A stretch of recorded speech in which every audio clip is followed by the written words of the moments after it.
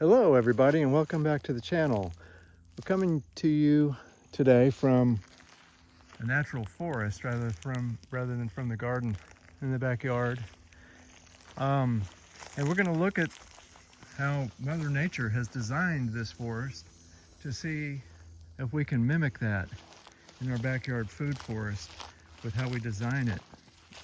And it's the design of this forest that's responsible for the fact that everything works without anybody applying any fertilizers or tilling anything or pruning anything or spraying any insecticides.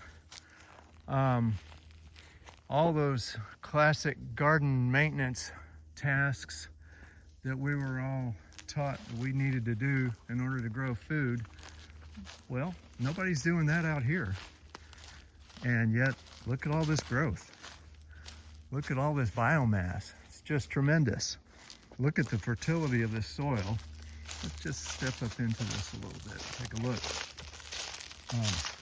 We've got a lot of nice mulch in the ground. And under that, this Florida sand has a pretty thin layer of humus. This gets right into the sand pretty good right here, so it's not really as black as, and this forest, like most forests in the United States now, are relatively young because they were logged not that long ago. But if I were to just get back into some of these bigger trees and in deeper mulch, I think we could easily find some darker and more fertile soil. We'll keep our eye out for that as we walk along. But it is self-fertilizing, the forest, because of all this leaf fall and all the nutrient recycling that occurs. So that's part of what we want to do in our food forest. We want to have all 7 layers for our food forest garden.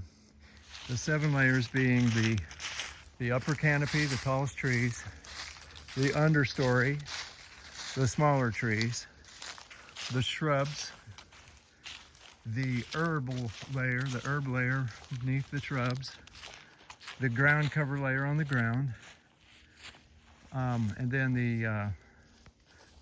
the underground layer, which is probably the most important of all we know now because of the mycorrhizal fungi that are down there. By the way, folks, that's my wife and my dog. We're just out here.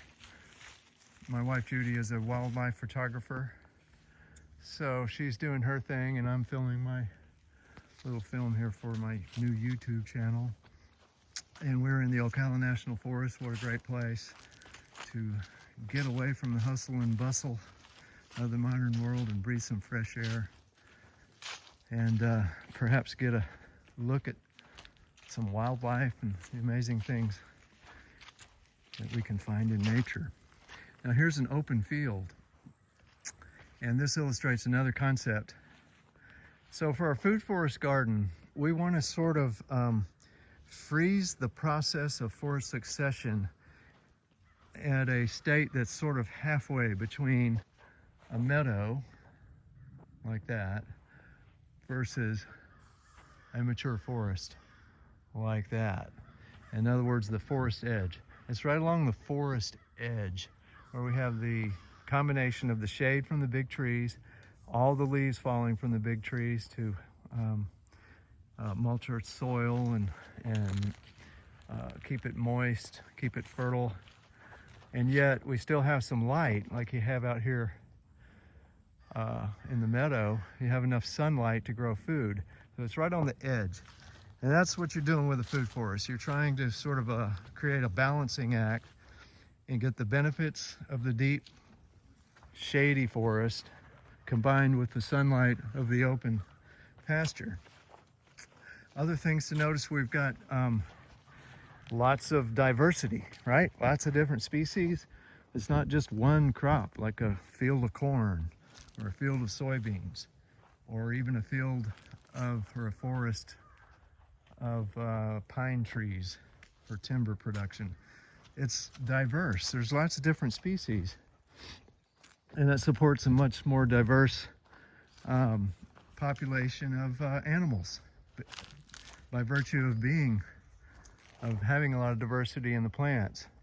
And so you're going to have lots more different types of insects and animals that all participate in the food chain and help with that recycling of those nutrients. So that's about it. I just wanted to kind of go over some of the basics.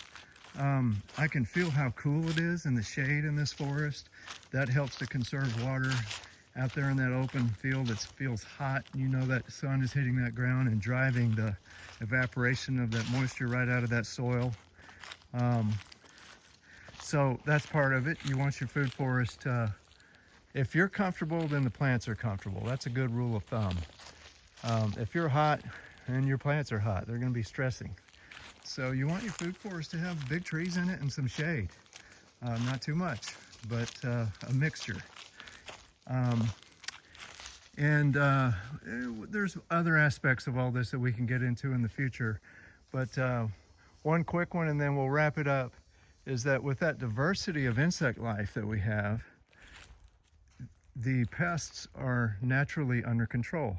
Like I said, there's nobody out here spraying herbicides or pesticides, insecticides, anything like that to control bugs. And yet look at all this growth.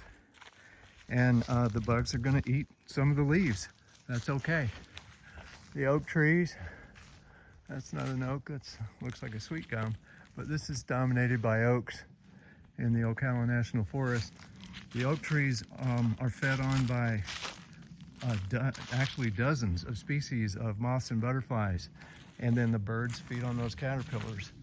So all of this stuff, everything in the film here is food for something.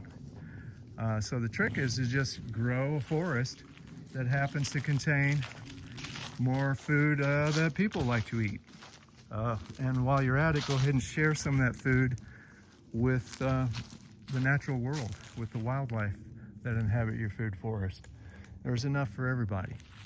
Okay, that's it. We're going to wrap it up for today. Until next time, everybody, happy gardening.